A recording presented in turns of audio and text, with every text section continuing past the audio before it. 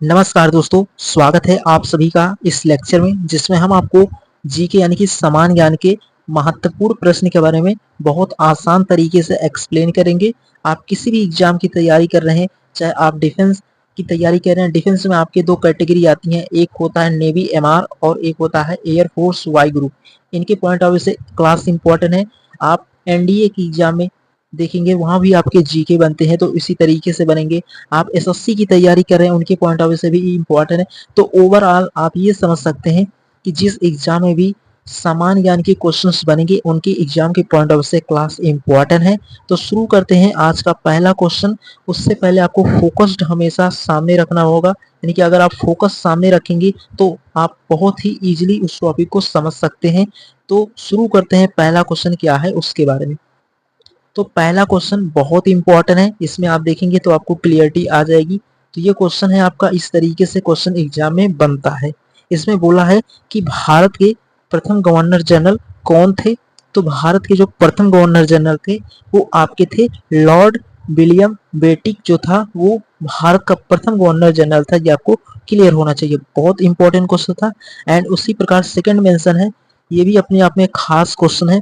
इसमें मेंशन किया है कि 1857 यानी कि 1857 की क्रांति का प्रारंभ कहाँ से हुआ। तो मेरठ से हुआ। ये आपको क्लियर होना चाहिए, बहुत इंपॉर्टेंट है, सीधा एग्जाम में बनने वाला क्वेश्चन है, ये आपको क्लियर होना चाहिए। उसके बाद तीसरा क्वेश्चन है, इसमें मेंशन किया है कि अशोक किस वंश का शासक था। तो ये आपको क्लियर होना चाहिए, जो आपका अशोक सम्राट थे वो किस वंश के शासक थे। तो वो मौर्य वंश का जो शासक था वो अशोक था। ये भी आपको बहुत इजीली समझ में आ गया होगा और बहुत इंपॉर्टेंट क्वेश्चंस हैं। इसी तरीके से आप लोगों के एग्जाम में भी सीधा क्वेश्चन बनता है। आप जब प्रीवियस ईयर एग्जाम को देखेंगे तो आपको पूरा प्रॉपर समझ आ जाएगा कि इसी तरीके से एग्जामिनर क्वेश्चंस को डिजाइन करते हैं, क्योंकि एग्जामिनर के ऊपर डिपेंड करता है वो क्वेश्चन के लेवल को इजी या हार्ड दोनों रख सकते हैं।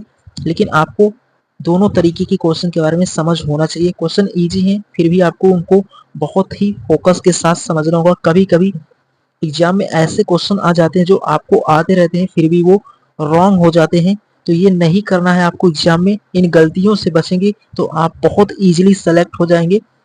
उसके बाद अगले क्वेश्चन पे आते हैं। तो अगला क्वेश्चन क्या है उसके बारे में आपको समझना होगा। ये भी क्वेश्चन अपने आप में खास है। इसमें मेंशन किया है कि पानीपत की तीसरी लड़ाई कब हुई थी। तो पानीपत की जो तीसरी लड़ाई हुई थी वो 1761 यानी कि 1761 में पानीपत की तीसरी लड़ाई हुई थी। ये आपको प्रॉपर समझ हो गया होगा, बहुत इंपॉर्टेंट है। उसके बाद अगला पांचवा क्वेश्चन, जो कि ये भी अपने आप में खास है, कि दिल्ली सल्तनत का पहला शासक कौन था। तो जो आपका दिल्ली सल्तनत है उसका पहला शासक जो था वो कुतुबुद्दीन ऐबक था। ये आपको क्लियर हो गया होगा, ये भी क्वेश्चन बहुत इंपॉर्टेंट है। उसी प्रकार अगला आपका है 6 नंबर। इसमें बोल रहा है कि प्लासी का युद्ध कब हुआ था। तो प्लासी का जो युद्ध हुआ था आपका, प्लासी का युद्ध 1757 में हुआ था। ये आपको क्लियर होना चाहिए, यानी कि जो 1757 में प्लासी का युद्ध हुआ था। ये यहाँ पर आप ये भी समझ गए होंगे, बहुत इंपॉर्टेंट था। उसके बाद बढ़ते हैं इसके अगले क्वेश्चन के बारे में, जो कि और इम्पोर्टेंट क्वेश्चन है। तो उम्मीद करता हूँ आप यहाँ तक इन सभी क्वेश्चन को बहुत आसान तरीके से समझ गए होंगे, बहुत इंपॉर्टेंट है।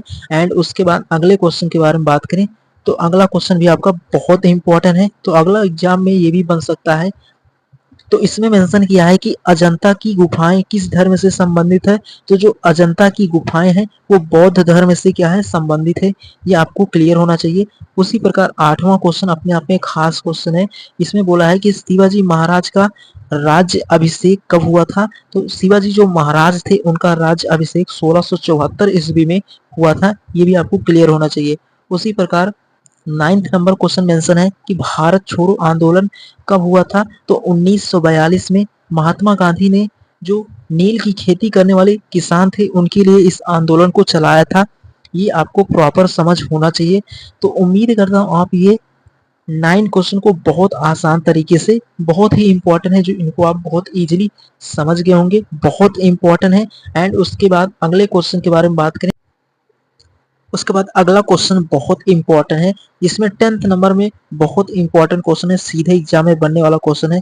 इसमें बोल रहा है आपसे कि महात्मा गांधी ने सत्याग्रह की, यानी कि जो महात्मा की गांधी जी थे उन्होंने सत्याग्रह सबसे पहले कहाँ किया था? तो जो महात्मा गांधी जी थे उन्होंने सत्याग्रह को सबसे पहले बिहार राज्य में कहाँ पर किया था? चंपारण में। 1917 में महात्मा गांधी जी ने सत्याग्रह सबसे पहले चंपारण, जो कि बिहार राज्य में है, 1917 में शुरू किया था। ये आपको क्लियर होना चाहिए, बहुत इंपॉर्टेंट है, सीधे एग्जाम में पूछे वाला, यानी कि जो पूछे गए क्वेश्चन है उनमें ये क्वेश्चन आता है।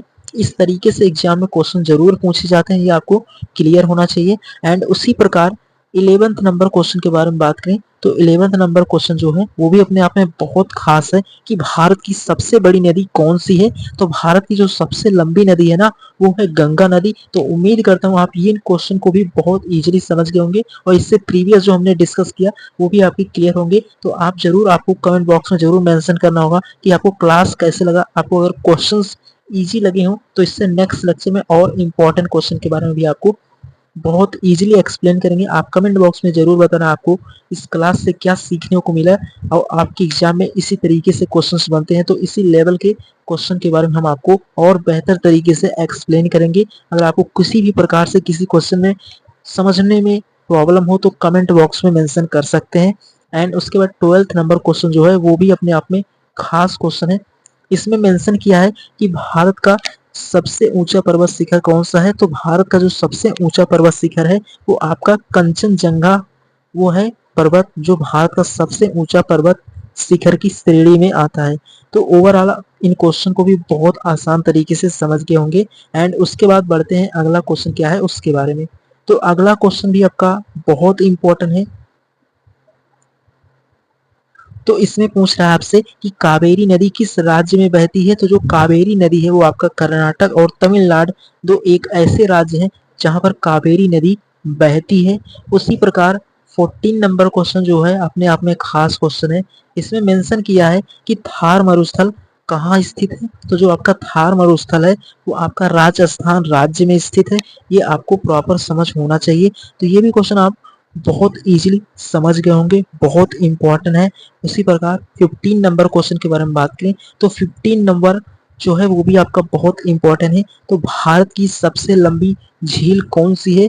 तो जो भारत की सबसे लंबी झील है वो आपका वेबनाड झील, जो कि किस राज्य में है? वो केरल राज्य में है।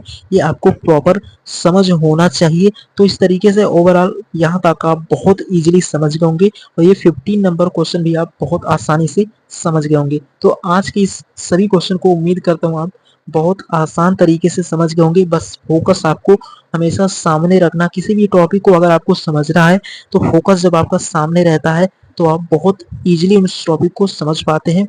तो उम्मीद करता हूँ इस सेशन को आप यहाँ तक समझ गए होंगे।